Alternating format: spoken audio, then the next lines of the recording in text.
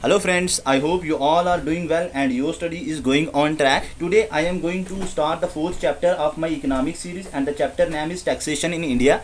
And in my previous lecture I have discussed about the budget and the various sources of income and about the expenditure of the government. And in this I will try to discuss the tax and what are the methods of taxation. And in the next one I will discuss the types of taxes, direct and indirect tax. Let's start. What is tax? It is you can say that a compulsory payment, a mandatory payment that we have to pay.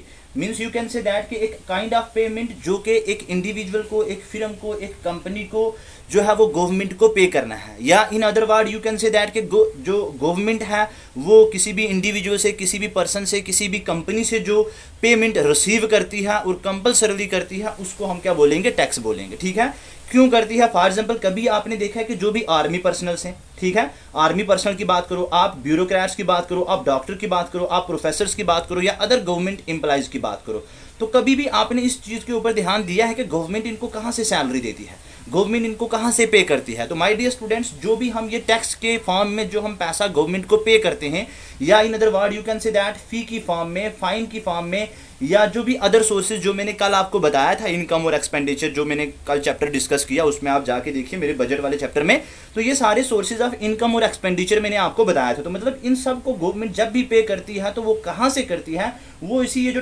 Tax payable जो हम tax पे करते हैं, जो fee and fine हमसे receive करती है, उसी से जो है गवर्नमेंट अपने एम्प्लॉयर्स को सैलरी वगैरह देती है। ठीक है, तो अब उसके बाद हम देखते हैं कि देखिए what are different method of taxation. तो there are three methods of taxation. One is your progressive, second is your regressive and third is your proportional tax. Progressive is the one in which you can say that which is directly proportional to the income. Progressive taxation is directly proportional to the income. Means you can say that if the income of an individual person increases, then you have to pay more tax.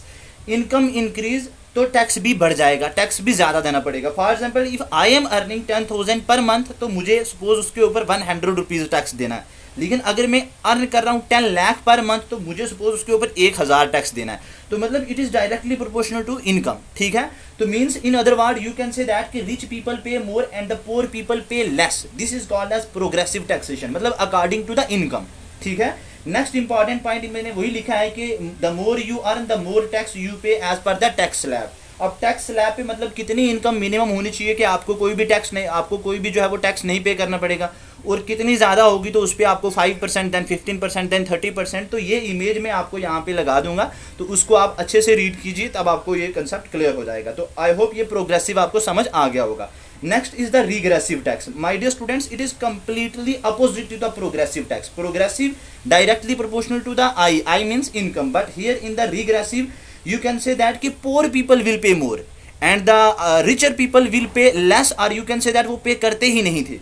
तो in which a kind of tax, एक method of taxation in which the poor people pay more and the rich people pay no tax, that is called as regressive tax. That is called as regressive tax and it was existed during the ancient time and the medieval societies. ठीक है, तब की ये बात है। और उस time even ये भी होता था कि जो poor people होते थे वो अराउंड अपना 60% ऑफ देयर इनकम वो टैक्स ही पे कर देते थे, और रिच पीपल जो थे वो बिल्कुल भी पे नहीं करते थे। This kind of taxation is called as regressive taxation. And my dear student, third method is proportional taxation, which is also known as flat tax.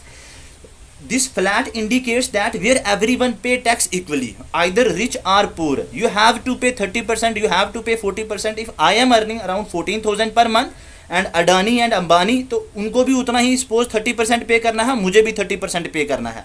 तो इसमें कोई भी जो है वो टैक्स स्लैब नहीं होता। आइदर आप रिच हैं, आप पुअर हैं, आपको इक्वल अमाउंट ऑफ टैक्स जो है वो पे करना ही करना है। That is called as proportional tax, that is called as you can say that flat tax. क्या लिखा है? Where everyone taxed equally, that is no tax slab. For example 30% tax whether you are earning 10,000 और 10 लाख। तो my dear student, this is all about the what is tax and the different methods of taxation.